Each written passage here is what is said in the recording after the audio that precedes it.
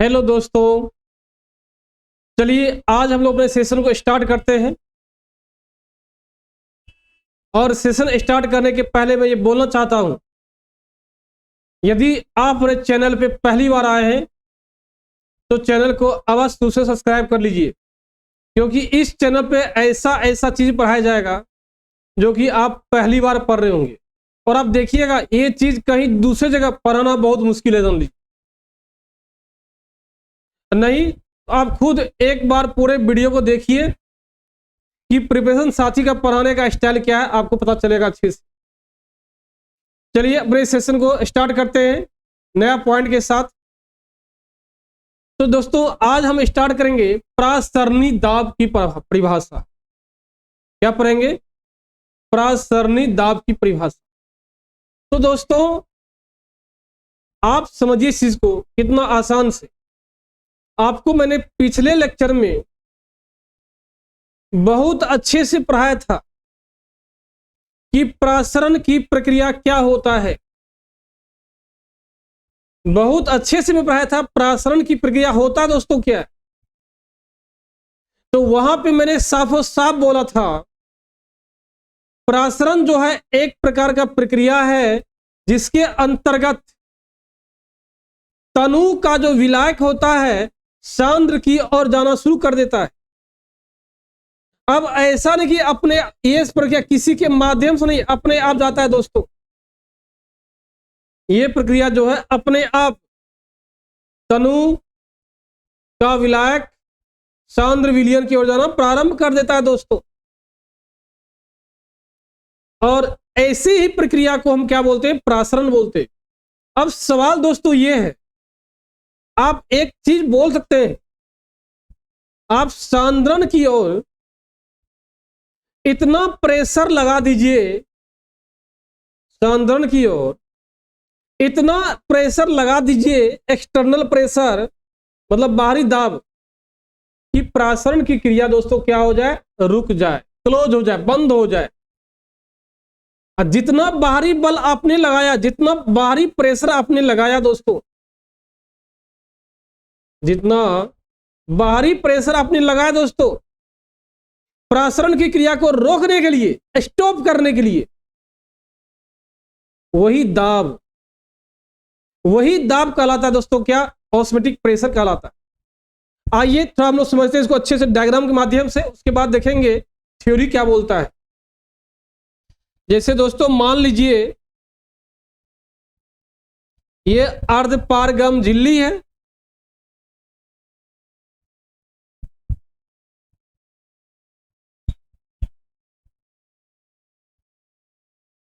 मान लेते दोस्तों ये क्या है? तनु है, तनु विलयन है। ये दोस्तों मान लेते हैं सांद्र विलयन है। क्या दोस्तों मानते हैं? सांद्र विलयन है। तो प्रासरण क्या बोलता है दोस्तों, समझिए इसको, कि यदि तनु विलयन है इसमें भी विलायक होगा, यदि सांद्रण विलयन है इसमें भी विलायक होगा। आसानी से जो तनु क्या है? विलायक है, वो जाना शुरू कर देगा सांद्र की ओर। जब अपने आप तनु का विलायक सांद्र की ओर जाना शुरू कर देगा तो ऐसे ही प्रक्रिया को क्या बोलते हैं? प्रासरण कहते हैं दोस्तों। अब क्या बोलेंगे? अब एक पिस्टन की सहायता से एक दाब लगाना शुरू कर दीजिए, प्रेशर सांद्र की ओर, और उतना प्रेशर लगाइए दोस्तों जितना में कि ये जो घटना हो रहा था, जो तनु विलयन का विलायक सांद्र विलयन की ओर जाने का कोशिश कर रहा था, वो जाना क्या है? रुक जाए दोस्तों। वो क्या हो जाए? जाना रुक जाए। और जिस प्रेशर पर यह घटना हो जाता है, जिस प्रेशर पर प्रासरण की क्रिया रुक जाता है दोस्तों, वही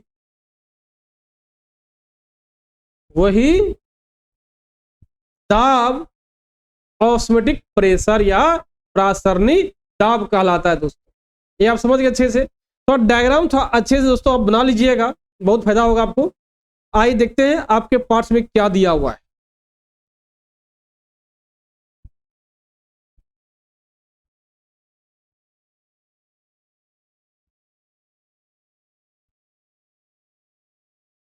देखिए, मान ले एक जल अवरोध पात्र को एक अर्ध पारगम झिल्ली द्वारा ए और बी को दो भाग में बांट दिया गया। मतलब जब डायग्राम दिया था ना, डायग्राम जस्ट में डायग्राम दिया आपको, तो डायग्राम आपको याद होना चाहिए दोस्तों।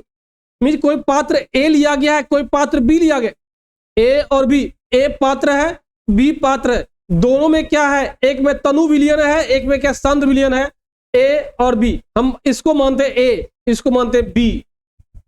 ए में तनु विलयन है, बी में तनु विलायक दोस्तों है। दोनों भाग को बांट दिया गया है एक अर्ध पारगम झिल्ली के द्वारा। वही बोल रहा दोस्तों, बांट दिया गया है और दोनों भाग में जल अवरुद्ध पिस्टन क्या है, लगा हुआ है दोस्तों। नेक्स्ट देखिए क्या, भाग ए को विलयन से, भाग बी को शुद्ध विलायक से भर दिया जाता है। मतलब ए को विलयन से, मतलब जो ए भाग था दोस्तों उसमें शुद्ध और शुद्ध विलायक है, उसमें विलायक कुछ नहीं है। लेकिन बी जो भाग है उसमें विलायक भी है दोस्तों और विलय भी है। और प्राशन क्रिया के द्वारा बी से जल निकलकर अर्ध पारगम झिल्ली को पार करके ए में प्रवेश करना शुरू हो जाएगा।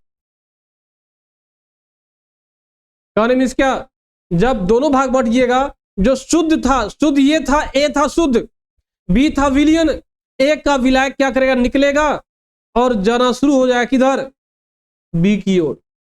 और इसी को तो बोलते हैं क्या, हम लोग प्रासरण बोलते हैं दोस्तों। अब देखिए क्या है, इस पिस्टन के विस्थापन को रोकने के लिए, मतलब जो विलयन की ओर था, जो विलयन है बी, उसके ऊपर क्या था, एक पिस्टन लगा हुआ था।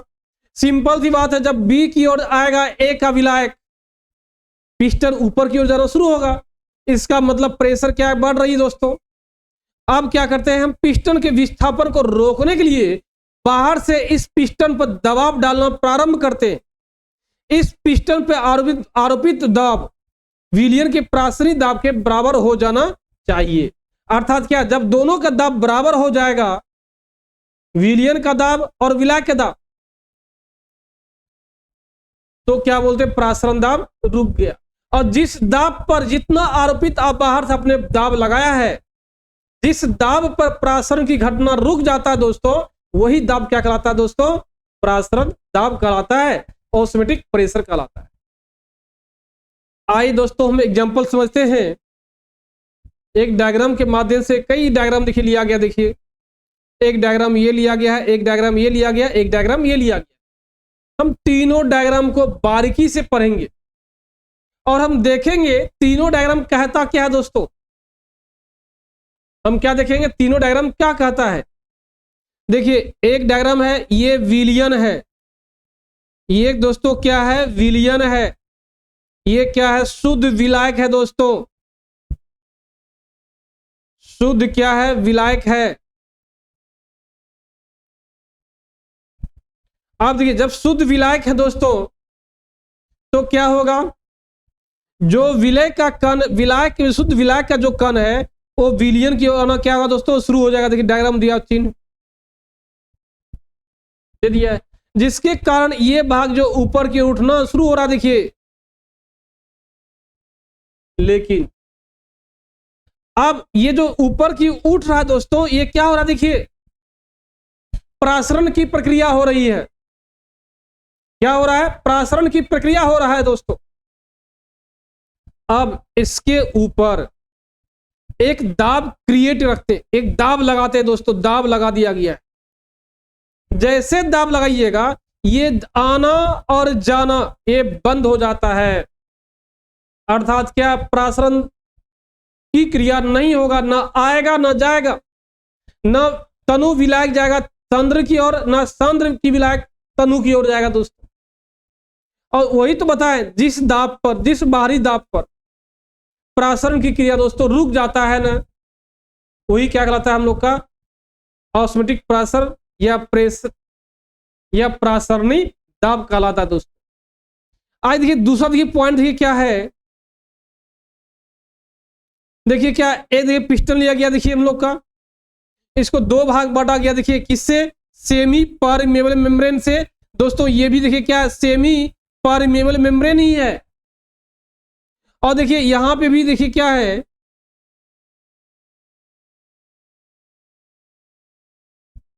यहां देखिए क्या सेमी परमेबल मेम्ब्रेन है।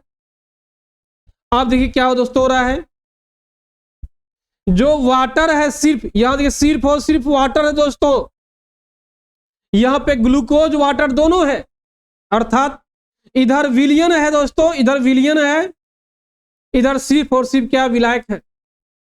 जब सिर्फ और सिर्फ विलायक दोस्तों होगा और उस साइड विलियन होगा तो निश्चित तौर पे विलायक क्या होगा, जो वह जल है विलियन की ओर जाना शुरू होगा दोस्तों। जैसे विलियन की ओर शुरू हो जाएगा तब तक ये जाएगा जब तक संद्रण दोस्तों क्या हो जाए, बराबर ना हो जाए। अब हम क्या करेंगे, इधर से एक प्रेशर लगाएंगे ग्लूकोज तरफ विलियन की ओर, उतना प्रेशर लगाएंगे कि एक घटना क्या रुक जाए, क्लोज हो जाए। जैसे ही प्रासरण की घटना होना बंद हुआ, प्रासरण की प्रक्रिया बंद हुआ, हम जिस दाब पे प्रासरण क्रिया बंद होता है वही दाब कहलाता दोस्तों क्या, ऑस्मोटिक प्रेशर या प्रासरणी दाब कहलाता दोस्तों। बस वही दाब दोस्तों यहां भी देखिए दे दिया क्लियरली। आइए देखिए क्या लिखा, देखिए विलियन पर आरोपित वह बाह्य दाब जिसके कारण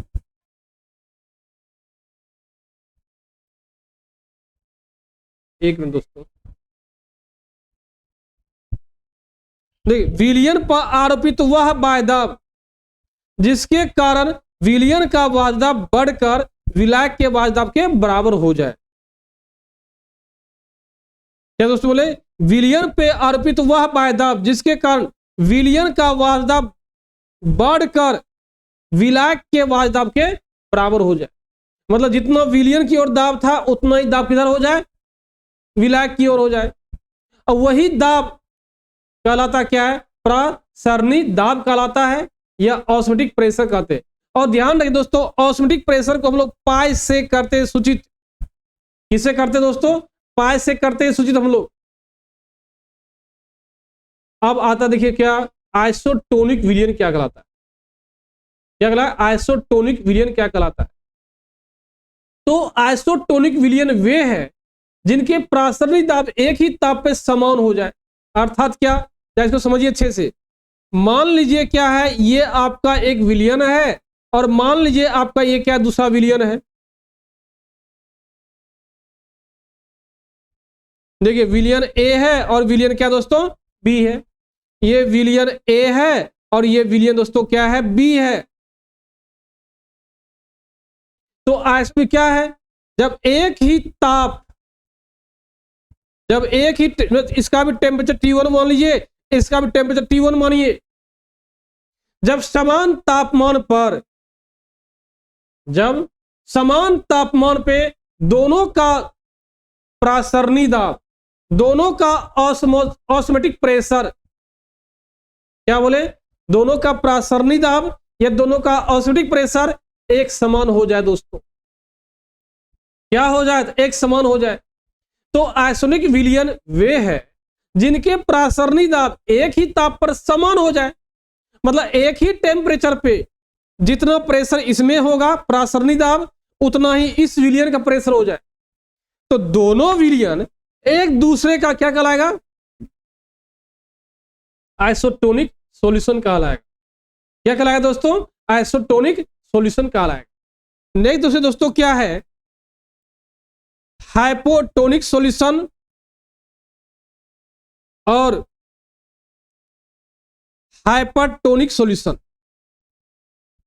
hypotonic solution and hypertonic solution कहलाता है।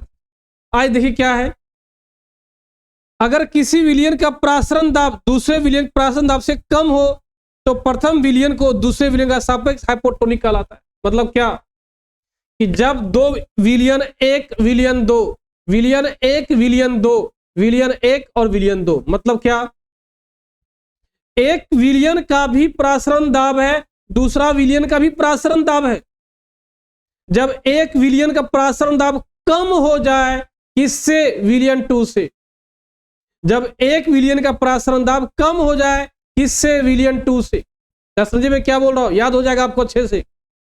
जब विलयन एक का प्रेशर कम हो जाए विलयन टू से, तो क्या बोलते, विलयन एक का जो प्रेशर है, विलयन एक का जो ऑस्मोटिक प्रेशर है उसको कम है विलयन टू से, इसलिए एक को दो की तुलना में क्या बोलते हैं, हाइपोटोनिक सॉल्यूशन कहते हैं। क्या बोलते हैं, हाइपोटोनिक सॉल्यूशन कहते हैं।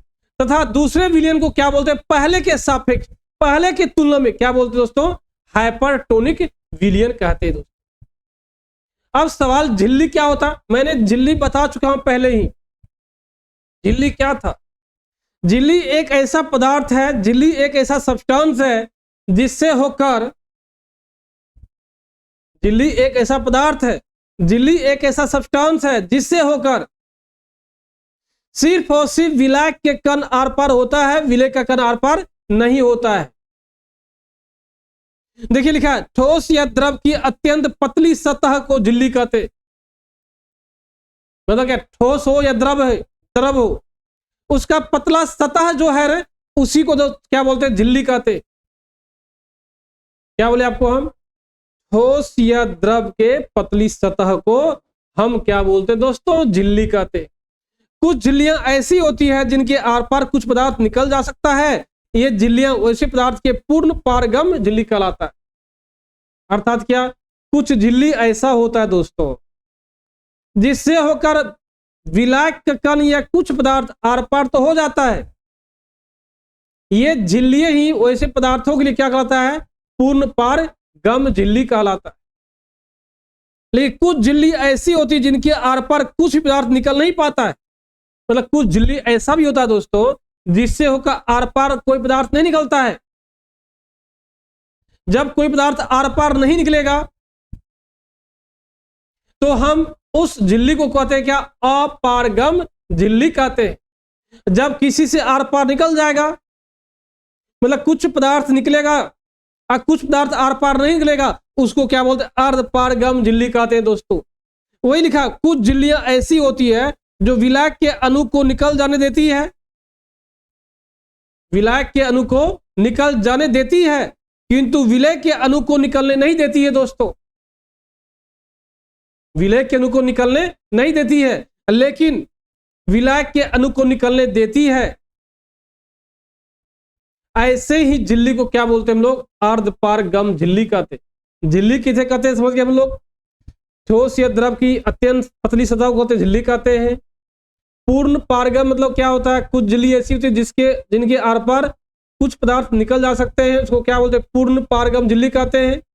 और पारगम झिल्ली किसको बोलते हैं, कुछ झिल्ली ऐसा होता है जिससे होकर आर पार कोई भी पदार्थ नहीं निकलता है, और कुछ झिल्ली ऐसी होती है जिससे होकर विलायक के अणु को आर पार होने देता है लेकिन विलय के अणु को आर पार होने नहीं देता है दोस्तों। ऐसे झिल्ली क्या बोलते हैं, अर्धपारगम झिल्ली कहते हैं दोस्तों। दूसरा दोस्तों पॉइंट क्या है, समुद्री जल को लवणहीन करना, समुद्री जल को लवणहीन करना, इसको बोलते हैं क्या हम लोग, उल्टा प्रासरण प्रक्रिया। क्या बोलते हैं, उल्टा प्रासरण प्रक्रिया। तो आप कह सकते दोस्तों एंटी ऑस्मोसिस प्रोसेस के द्वारा, एंटी ऑस्मोसिस प्रोसेस के द्वारा आप समुद्री जल को साफ कर सकते हैं। समुद्री जल में जो भी साल्ट है, जो भी लवण है, उसको हटा सकते हैं। क्या कर सकते हैं, हटा सकते हैं। तो आप ये कह सकते हैं दोस्तों कि समुद्री जल को शुद्ध करने के लिए, समुद्री जल को शुद्ध करने के लिए हम लोग उल्टा प्रासरण की प्रक्रिया को लगाते हैं दोस्तों।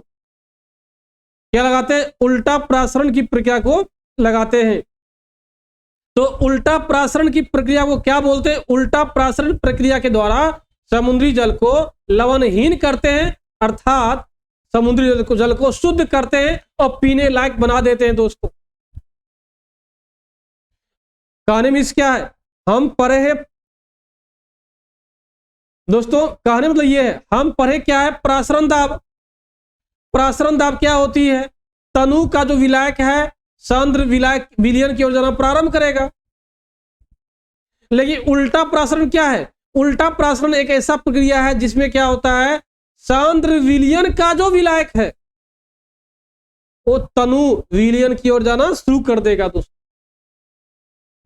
कहने का मतलब क्या है, यदि शुद्ध करना समुद्री जल को, आप उल्टा प्रासरण लगाइए। तो उल्टा प्रासरण क्या है दोस्तों? उल्टा प्रासरण एक प्रकार का प्रोसेस है, एक प्रकार का प्रक्रिया है, जिस प्रक्रिया के अंतर्गत सांद्र विलयन का विलायक तनु विलायक विलयन की ओर जाना प्रारंभ कर देती है। ऐसे ही प्रक्रिया क्या बोलते हैं दोस्तों, हम लोग उल्टा प्रासरण बोलते हैं या एंटी ऑस्मोसिस प्रोसेस कहते हैं। दोस्तों देखिए वही लिखा है, उल्टा प्रासरण प्रक्रिया का उपयोग समुद्री जल को लवण विहीन करके शुद्ध पेयजल प्राप्त करने में किया जाता है। दोस्तों नेक्स्ट पर देखिए क्या है, यदि विलायक और विलयन को एक दूसरे से अर्ध पारगम झिल्ली द्वारा पृथक कर दिया जाए, मतलब किसको, विलायक को विलयन को एक अर्ध पारगम झिल्ली से होकर पृथक कर दिया जाए, तो विलायक धीरे धीरे अर्ध पारगम झिल्ली को पार करके विलयन में प्रवेश शुरू कर देता है। ये तो पहले पढ़ चुके हैं, तो पहले पढ़ चुके, पहले बता दिए, इसको प्रासरण बोलते हैं, क्योंकि विलायक का वाजदाब विलयन के वाजदाब से अधिक होता है। तो वाजदाब हमेशा क्या होता है, विलायक का शुद्ध पदार्थ का ज्यादा होता है, किससे, विलयन से। ये तो हम पहले पढ़ चुके, वही देखिए लिखा हुआ है, क्या लिखा हुआ है, यदि विलायक और विलयन को एक दूसरे से अर्ध पारगम झिल्ली द्वारा पृथक कर दिया जाए, तो विलायक धीरे धीरे अर्ध पारगम झिल्ली को पार करके विलयन में प्रवेश करने लगता है। क्योंकि विलायक का वाजदाब विलयन के वाजदाब से अधिक होता है। यह प्रोसेस क्या होता है, प्रासरण कहलाता है। विलायक और विलयन के वाजदाबों का अंतर प्रासरणी दाब कहलाता है। दोनों बीच का जो अंतर है वो कहलाता है दोस्तों क्या, प्रासरणी दाब कहलाता है। और उल्टा प्रश्न क्या होगा, मैंने बोला ना, जिस प्रेशर पर, जिस दाब पर प्रासरण की क्रिया उलट जाए, डायरेक्ट क्या हो जाए, उलट जाए, जिस प्रोसेस के माध्यम से प्रासरण की क्रिया क्या हो जाए, उलट जाए, ऐसे ही दाब को क्या बोलते हैं, उल्टा प्रेशर बोलते हैं। देखिए लिखा हुआ है, यदि विलयन पर बाहर से दाब आरोपित कर प्रासरणी दाब से अधिक दाब कर दिया जाए, तो प्रासरण के ठीक विपरीत प्रक्रिया होने लगता है। मतलब प्रासरण जो हो रहा था वो उलट जाता है दोस्तों, अर्थात विलयन का विलायक अर्ध पारगम झिल्ली को पार करके विलायक में प्रवेश करना शुरू कर देता है, किंतु विलयन में घुले हुए लवण झिल्ली को पार नहीं कर पाता है। यह प्रक्रिया उल्टा प्रासरण कहलाता है।